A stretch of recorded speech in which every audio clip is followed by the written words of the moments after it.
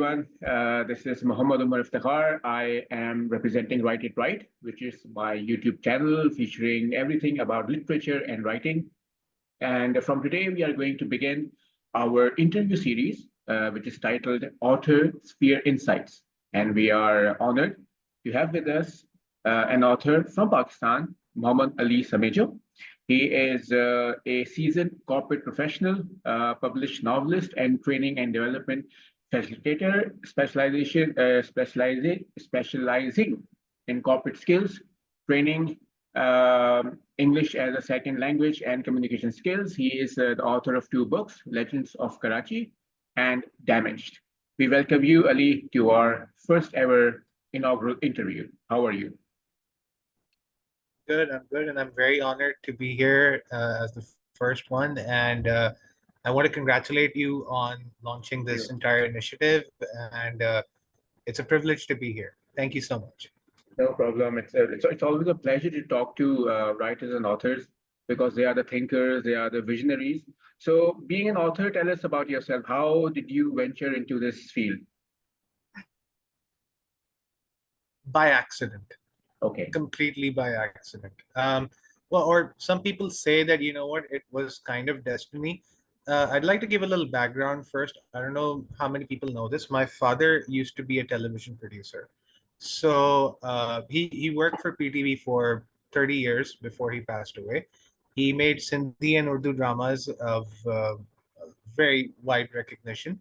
So I suppose the storyteller gene was always there. And we loved watching stories. We loved thinking about stuff.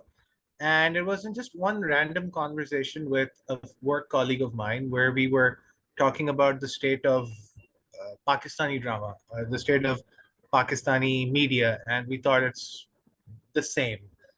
It's the same old things that are happening again. And uh, the thought just came up, hey, you know, your father used to be a producer, so why don't you go into media?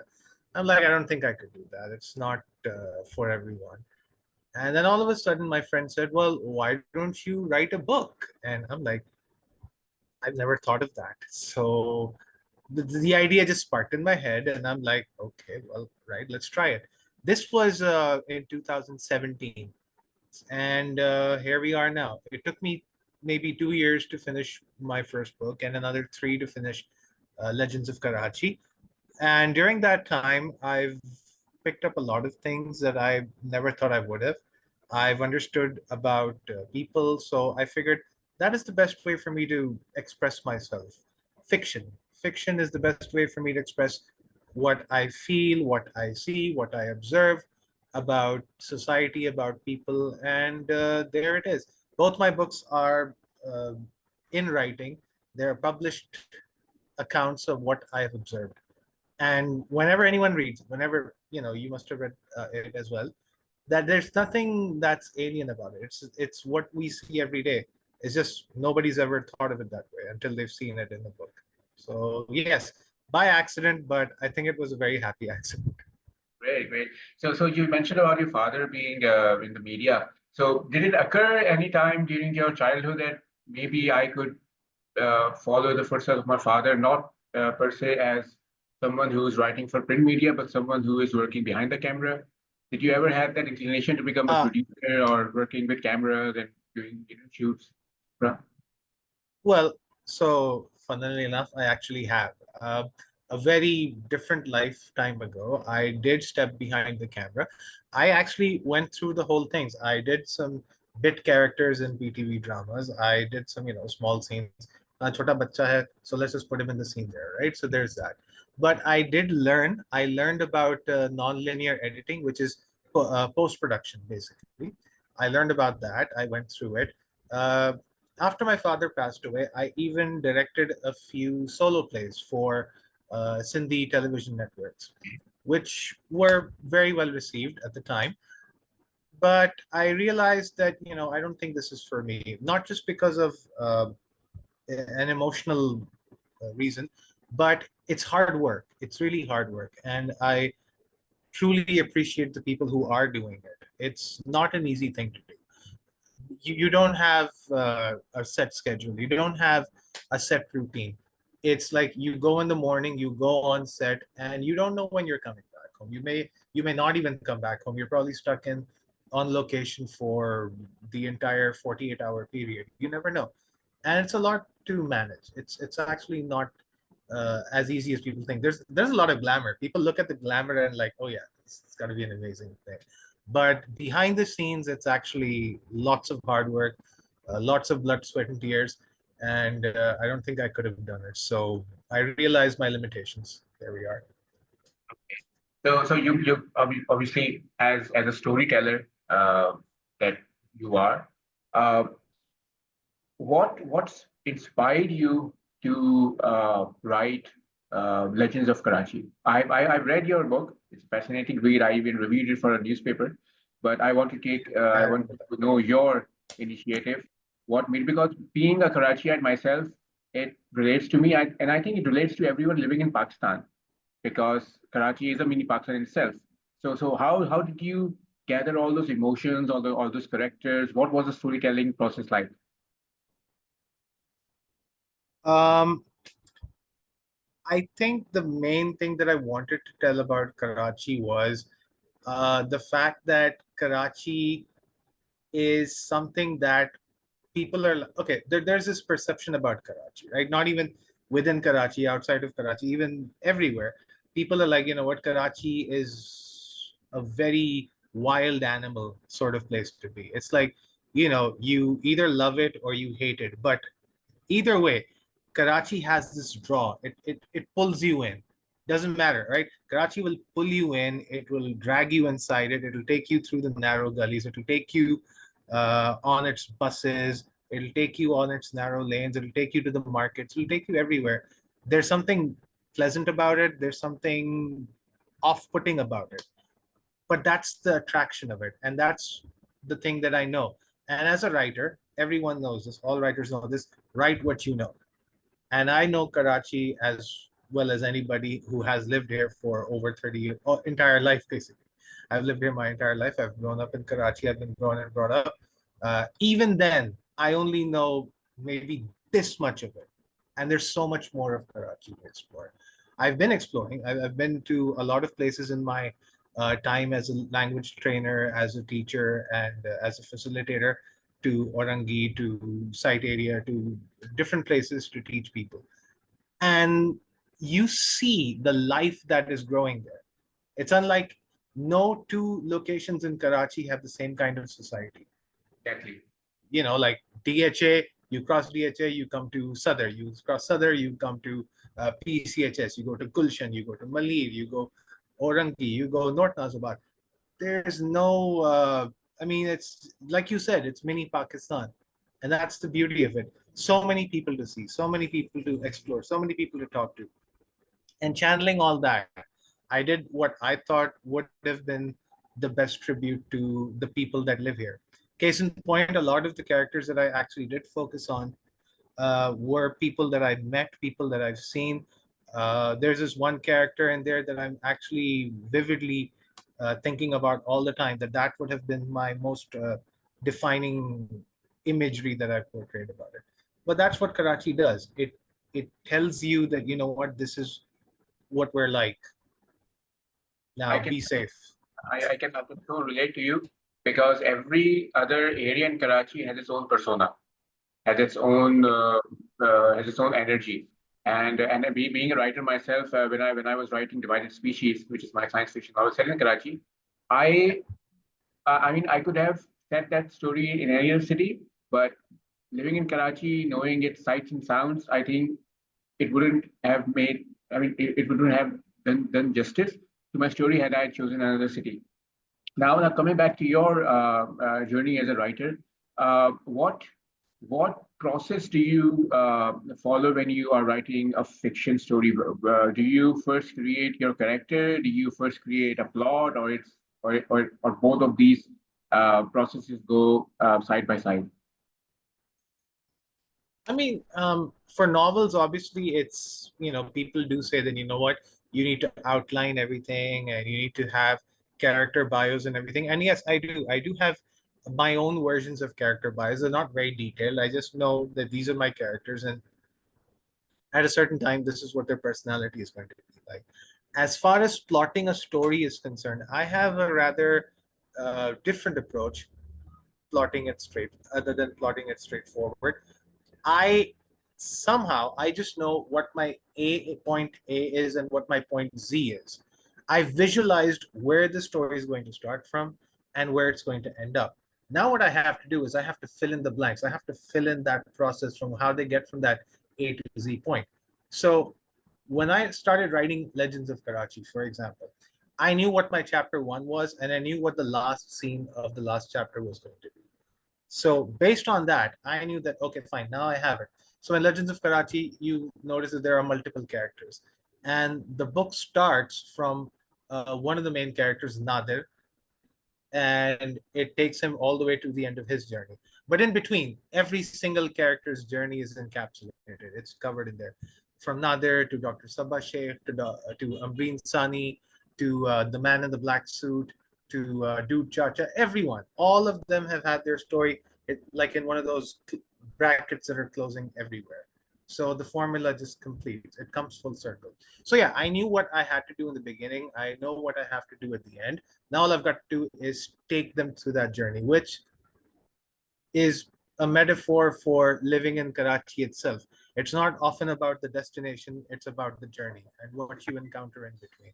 So that is exactly what I look at it. So any specific character from your book, Legends of Karachi, that you think could become the main character for your sequel? Maybe if you're writing one. Well, yeah, actually, I do. I am writing a sequel too, and most of the people in there are, they're pretty much the same. One of the things that I did want to focus on in Legends of Karachi was, and I don't know if I succeeded with it or not, but I did want to show very strong female characters specifically, and I think I did it in a certain way because I have two very strong female characters. One of them is Ambreen Sani, who is a journalist and basically a crusading journalist who tackles different kinds of crime stories, such as the water tanker mafia or human trafficking and so on. So that character is definitely going to play in Legends of Karachi 2 whenever that comes out. Another character that I had, and this is also a female character, her name is Dr. Sabah. Takes it upon herself because she works in emergencies and she sees cases of domestic abuse and spousal abuse specifically against women. And rather than just be a doctor and treat the wounds and whatnot, she takes it a step further, which of course you've seen in the book. But I brought these two characters together, and I think they're going to be carrying on towards Legends of Karachi 2 through their association together. There are a lot of pieces in there. So those two characters are definitely going to be prominently featured. And another character that I mentioned, Nadir, who is basically an antagonist in a way. That character also features rather heavily in Legends of Karachi too. So there is that. I would like to say that I am focused on Legends of Karachi too, but in between I've got a couple of other projects that I'm also working on in tandem. So I'm not sure when this would be materialized, but yeah, there is that. All the best for your future projects. And when talking about writing, obviously, writers have to read because that is something that they have to continuously do to broaden their horizon and take in new ideas. So who were the writers that you used to read when growing up?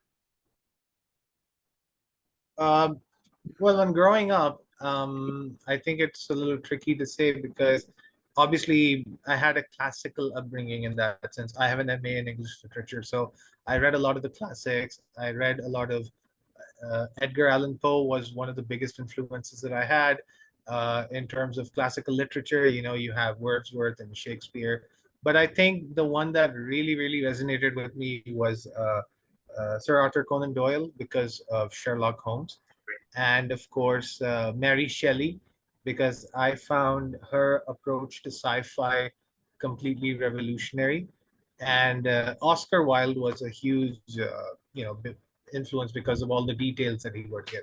So those are classical influences. My reading took a bloom growing up towards in my 20s, actually, when I actually rediscovered reading. And the only writer that I think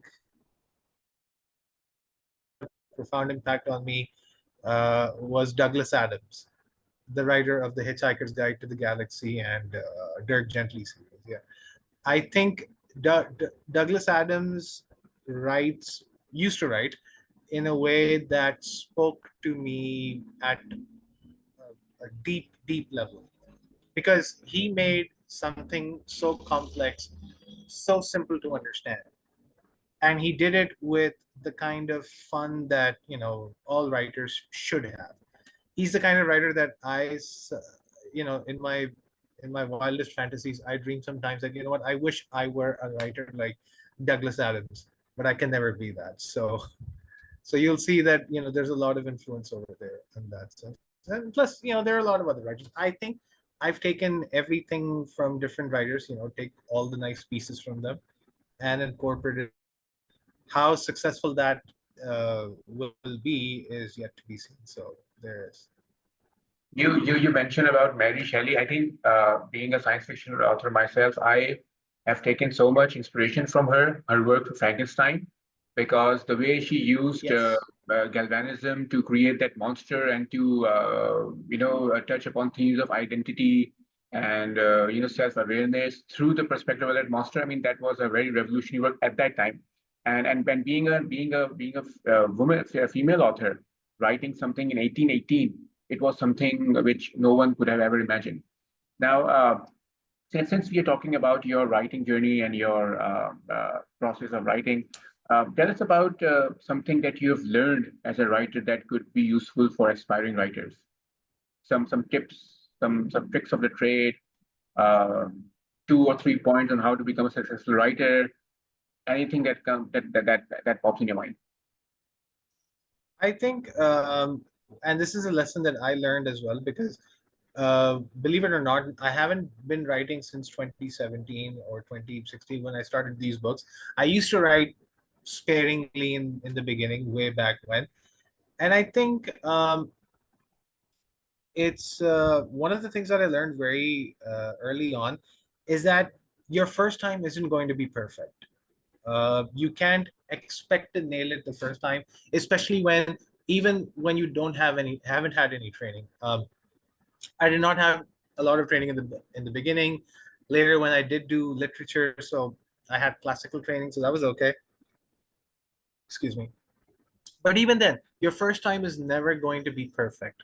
I mean, yeah, in your head, you've imagined it to be something spectacular. And on paper, when it comes out, you're like, okay, fine, I did really well. Maybe 1 month later, when you look at it again, you're like, oh my God, what did I do?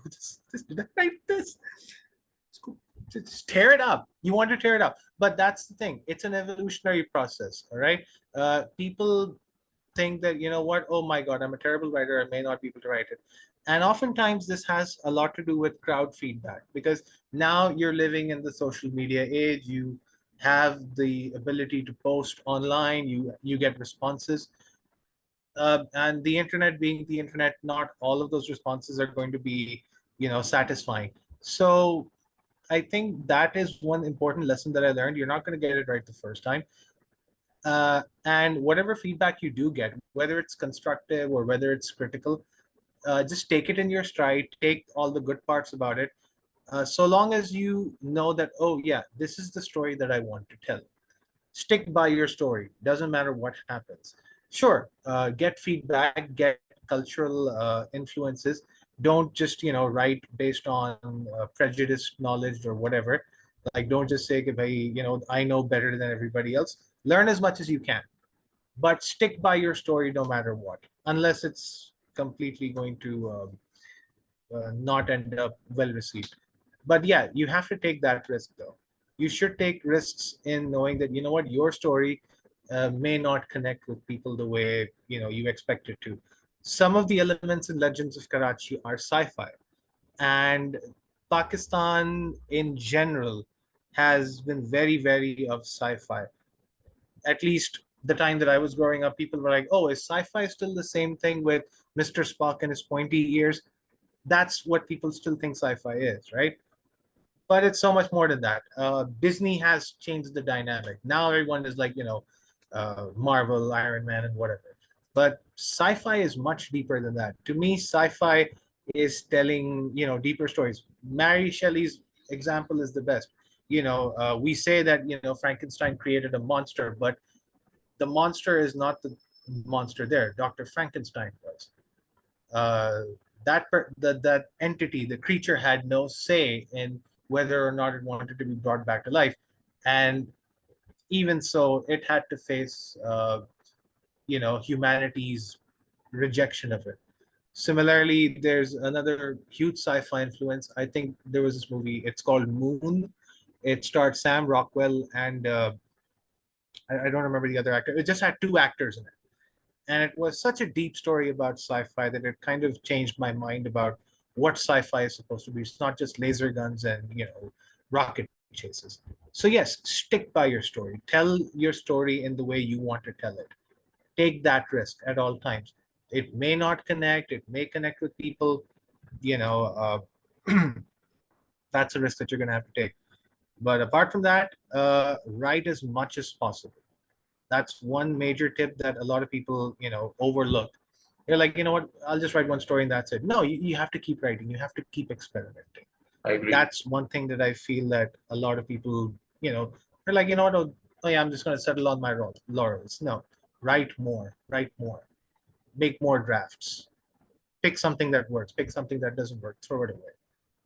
That's one thing that, I would definitely tell more people. Right, stick by your story. I think that is something that aspiring writers should understand. And I'm also approached by new coming writers, and they ask me, how quickly can I get published? So I think the problem with the youth is that they want something immediately without putting in any effort, and they don't think writing as an activity, because writing is more than just an activity. It is a passion, and it eventually becomes a part of you. It becomes your extension. Your books are your extension. So, Yes. talking about writing and talking about researching, how important is researching for writing fiction? I mean, for nonfiction, obviously it is the core, but for fiction, you have to create stories, you have to create narratives. So what kind of research did you undertook when you were writing Legends of Karachi and when you were writing Damaged? I mean, research is paramount. It's like, even when you're writing fiction, right? You need to know certain factors. If you're writing about a high-speed car chase, right? You need to know how many revolutions a Toyota Corolla's engine takes when you're driving at a certain speed, right? You need to know how much electric shocks a human body can take, which is one of the memes that comes up for writer. Beware of a writer's Google search history. They search for the most bizarre things, right? And if the FBI ever catches up on you, then you're like, oh, this guy is either a psycho or he's an author. So ultimately, yes. And yeah, research is going to be paramount. In most of the cases in Legends of Karachi, for example, you have to find out different things. Like, for example, I need to know how much encroachments, how many encroachments there are near Empress Market. All right. And I can't know that until I actually research some articles from it and go see it myself. I need to know how far City Station is away from Main Awadi Tower, because my chase scene has to be that long.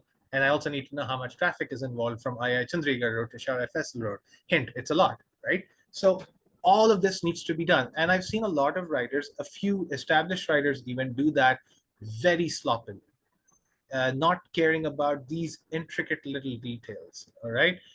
And sure, you're not supposed to make exposition about it. You shouldn't say like, this is a 20-kilometer drive and you should do it that far. But I've seen writers handle it rather sloppily. I've seen writers make their character run from one location to another location in a completely different part of the city in under 10 minutes. Run. I mean, come on. There's suspension of disbelief, yes, but then there's something called grounding in reality. And you need to know that. and this is not just for generalized issues, it's for very specific issues. If I'm writing a book which focuses on violence against women as a major plot point, I need to know exactly how deep that problem is and why it's such a problem. If I'm writing something related to street crime, I need to know exactly how many phones get snatched in Karachi on a day that do get reported even. So that is the kind of information that people need to know. Research is not just related to your term paper or your academic paper or a nonfiction book. You bring all of that and you bring it into fiction, you have an amazing story right there. Because now I'm interested in knowing, oh, really? That's how many phones get snatched in Karachi. That's how many accidents happen on Shara Faisal. These are the kind of details that add more flavor to the story and to the characters. And it actually amplifies the struggle. Yeah, it does. It does. And now I'm going to ask a question which may not be related to the topic, but since it's related to comic books and writing, always Yeah. seen you posting pictures of Daredevil's action figures. So what is the story behind that? Well, not daredevils, no. Which one? Hulk, like, Which one there's have you also seen? Hulk, and there are all the Oh yeah, various. okay. No, no. I do know because so I do have a lot of action figures. I wouldn't say a lot compared to me. There are people who have rooms full of action figures. This is kind of like a side hobby. Because I am a pop culture fanatic, I have certain different memorabilia that I collect all the time. Action figures is something that I got into a couple of years ago. Um, but I'm a pure DC fan, though. I'm a pure DC Comics fan. Marvel, yeah, sure, Marvel, why not? But not as much as DC. So I collect a few toys, I collect a few keychains, and because I do book reviews, so they make a nice, attractive little feature. And I have one with me right now. This is something that I particularly like. This is the Fourth Doctor from the Doctor Who franchise. So I have a collection, I suppose. There's this video that I actually did once that, my mother said I could be anything I wanted. So I became financially irresponsible. I shouldn't be, but it's not something to be proud of, but there you are. So it's either books or it's either collectibles. It makes me happy.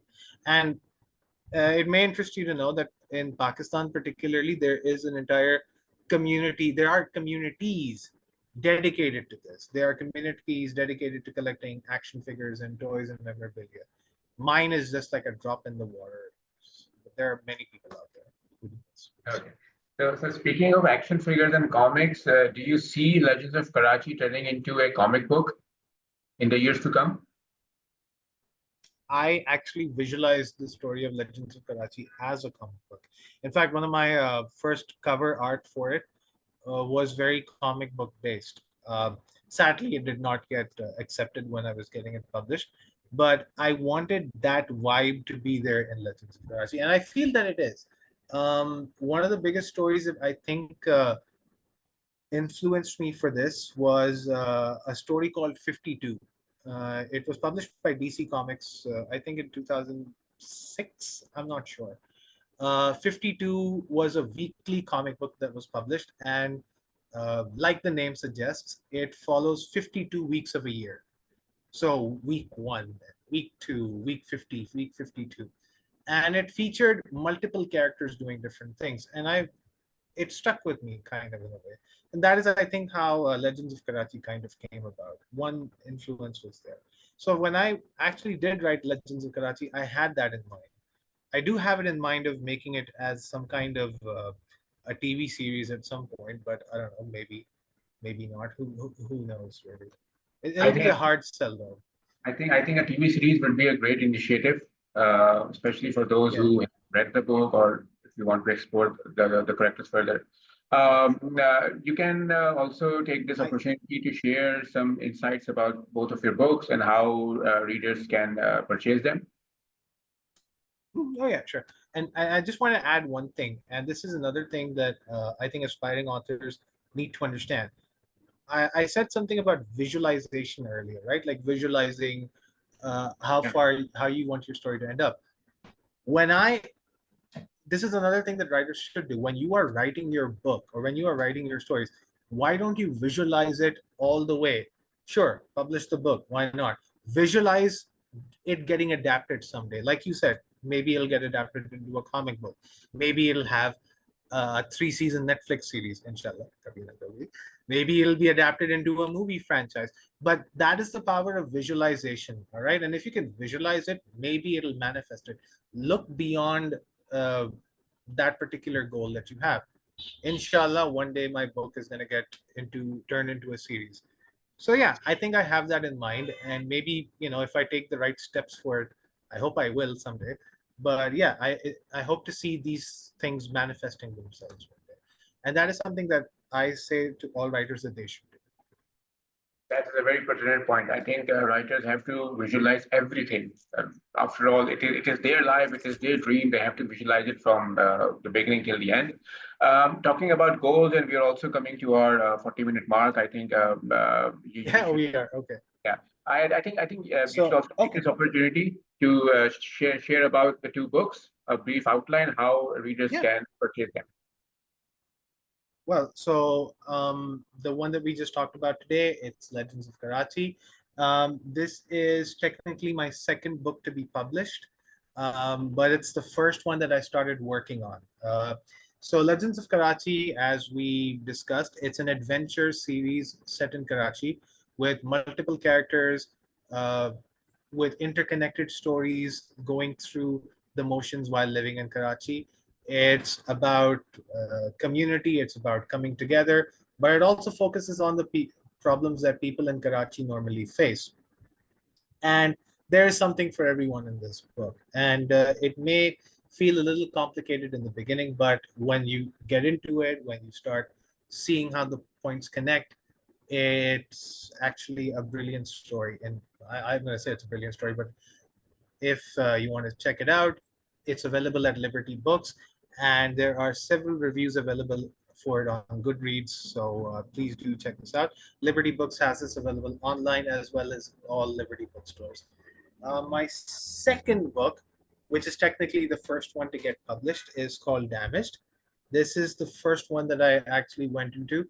It has a very special place in my heart because I published this during COVID, at a time when nobody was going to be sure of what the world is going to be like. So Damaged is a collection of short stories that focuses on different traumas that people experience. And I've taken a lot of very crucial issues that Pakistani people, not even just Pakistani people, but people in general face: sexual harassment, sexual abuse, being abandoned as child, uh, bullying at school, unrealistic standards in marriage, second marriage issues, and so on. So a lot of traumatic experiences have been, highlighted in this book. And the reason why it holds a very special place in my heart is because I did something rather different with it. All of these stories are told in the form of conversation between two people. And this was just maybe one of my brightest storytelling moments. So that's why it holds very special place. It's my first book, and I'm very proud of how far it's gotten. It is available at present through Aurak Publications in Pakistan for online ordering. You can order it online and you can get it. It is also available on Amazon. Both my books are available on Amazon for international audiences. They have received very good feedback from the US, from the UK, India as well. A lot of people in India have actually liked them, and those are my babies, my book babies right here. So there we are. And oh yeah, and another reason why this one especially holds a place in my heart is because of all the marketing I've done behind it. And the best thing that I did for this was this tagline called "Get Damaged." So it's open to interpretation. So we wish you all the best for your future endeavors. Thank And you. any Thank you last so much. word of advice for the viewers of this interview, for the writers, authors in Karachi, across the world? Um, I just want to, reiterate this one simple fact. Write what you know about, write what you like about, stick by your story at all times, and don't lose hope ever. All right. There were times that, and there have been times when, as an independent or even as a traditional author, you feel like that, you're not being heard, which is one thing that I did observe in Pakistan, particularly. And it's kind of disheartening that trying to push Pakistani authors has been a challenge. It is a challenge. I did try something like this for myself on Instagram, where I tried pushing Pakistani authors, English and Urdu writing authors as well. But it's hard when you have an entire market that's flooded by international authors, international books. I'm not saying that you shouldn't read them, but I am saying that, give your own authors a chance, especially because, you don't know the kind of stories that are coming out, and they may actually hold much deeper meaning to you. And the more you read, the better you're going to get at it. So yes, to authors, I would say don't lose hope. To readers, I would definitely say try out some Pakistani flavor, whether it's a writer from Lahore, whether it's a writer from Karachi, doesn't matter. Uh, Experiment as much as possible with new writers. And the only other thing I can say is get damaged. That is the last thing that I can say. Thank you, Muhammad Ali Samejo, for taking out time to be a part of this interview. And I'm sure that your words will resonate with everyone who's going to watch this video later. And this was the first ever episode for the Authors Fair Insight series. We will be featuring more authors, writers, anyone related to the industry of writing and publishing from Pakistan, from abroad. And until the next episode, it is Allah Hafiz and a goodbye from Omar Iftikhar. Thank you once again, Muhammad Ali Samejo. And we will also be displaying your links for both of your books in our descriptions so that everyone can, connect with you for future references. So thank you so much for your time.